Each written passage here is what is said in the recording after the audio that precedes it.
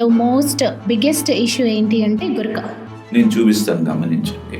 గుర్రు కొడుతూ కొడుతూ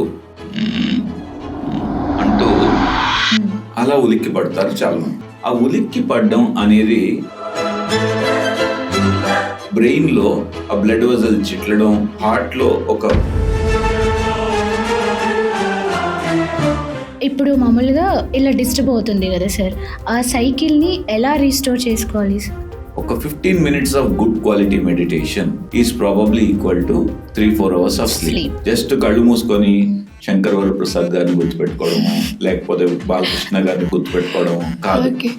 నిజంగా మెడిటేషన్ చేసేటప్పుడు ఆ టైంలోనే అన్ని గుర్తొస్తాయి సార్. మన మైండ్ ఎప్పుడు కూడా కోతిలాగా ఉంటుంది.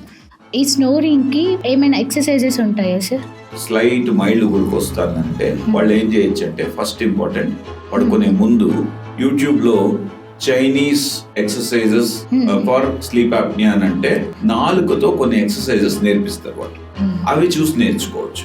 2, పడుకునేటప్పుడు జాగ్రత్తగా